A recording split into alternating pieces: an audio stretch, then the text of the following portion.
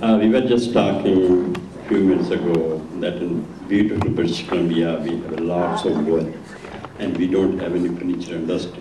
I'm in a Uh-oh, I knew I was in trouble. What happened lately, I'm just watching for the last few years, like we have lots of manufacturers in Vancouver, but they're all, either they're closed, or the people that lay off, or they're going to close. Is it due to import from China? Yes. Shame. Okay, we can't compete with $15, $20 an hour with the $10 a day over there. Yeah. And we can compete that and look like, if the things go like that, if we don't put a hold on China import, all these manufacturers in British Columbia, they're going to be closed and they're going to be out of job. Yeah. It's a simple question.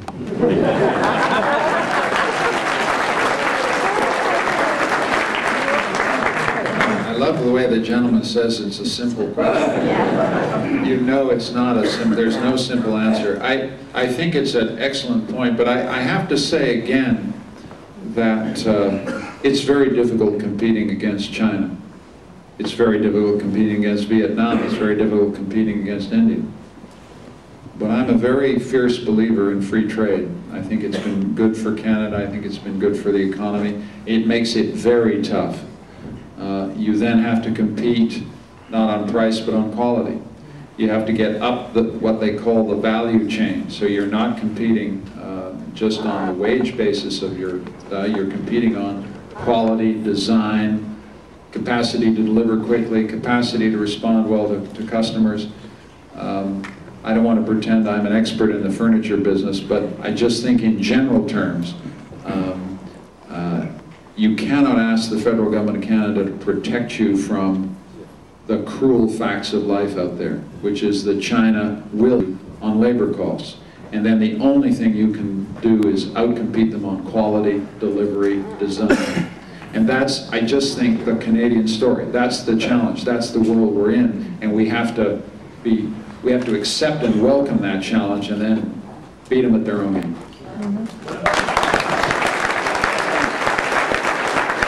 Run it by electricity, eh? So why don't we run our trains by electricity all over the place like they do in Europe? Thank you very much. Thank you. Thank you. I'll take that as a question about how we ought to think about transportation going forward. I was at a very good session with municipal leaders, chambers of commerce this morning, and recurrently they were talking to me about, well, two things. Why don't we have a national housing strategy? And why don't we have a national transportation strategy? A national transportation strategy which meets environmental goals, which is how we fund and sustain investment in public transit, light rail, for example. In this region, in Vancouver, I was on the SkyTrain yesterday going up to see the mayor, and I remember a Vancouver in the 70s in which you came there when I started out teaching. I thought, this is a great city with the worst public transit I've ever seen in my life. This place is terrible. And then '86 we get Expo and we begin to, and now we've got the Canada line, which will just come on stream. Vancouver is now one of the better cities in North America in this area, and that's because of federal and provincial and municipal partnerships that work. And if you can do it in Vancouver, we ought to be able to do it everywhere else. And I'm seized with the necessity of a federal government sitting down with municipal, provincial partners and saying, okay, how do we get light rail, subway, all the forms of public transit we can think of, electrified, yes, absolutely, in every key urban center of the country, because our cities are where the economic action is, and our cities are not nearly efficient enough. The question is, what will you do to build a milieu, an environment where we can have world-class, world-scale, where kids can be CEOs in Toronto rather than New York London, whatever.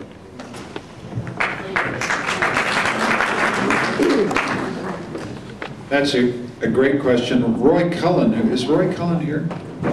Roy Cullen, a great member of Parliament, was centrally involved in that issue. We have a world-class mining sector. We have had a lot of, when anybody in the world wants to run, get the finance for a mine anywhere in the world, they have to come to Toronto or Vancouver to get it done. We still have leadership there. But you're right, we have problems of scale. I have difficulties about Suncor and Petrocan. I don't think they're angels, but I do support the creation of a Canadian champion with the size and the capacity to compete against Exxon and Shell. That's the world we're in. And if we want to have a oil sands development that has a strong and enduring Canadian content, we've got to support the formation of these things. But the issue that I see coming up is how we get the next rim, how we get a world-class leader in a technology that none of us even knows exists at the moment. You know, that's why I think what can the federal government do here? We've got to create the tax environment that allows innovation to succeed. We've got to create the basic environment that rewards and sustains entrepreneurship. And then we've just got to put a ton of money into post-secondary education and research and development across the country. Thank you. Good afternoon, Mr. Ignatieff. I am a retired on fixed income, and I enjoy to have and listen to CBC News and various programs. And I am appalled about the lack of funding this national station is receiving under our present government. Yeah.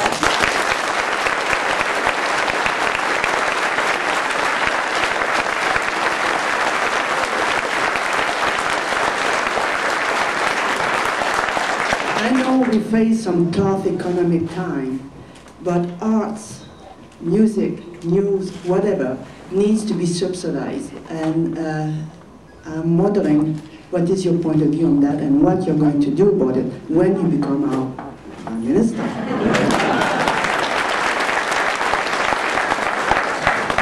Peut-être j'ai tort, mais j'avais l'impression que vous étiez francophone d'origine, n'est-ce pas? Voilà. De la belle province, voilà.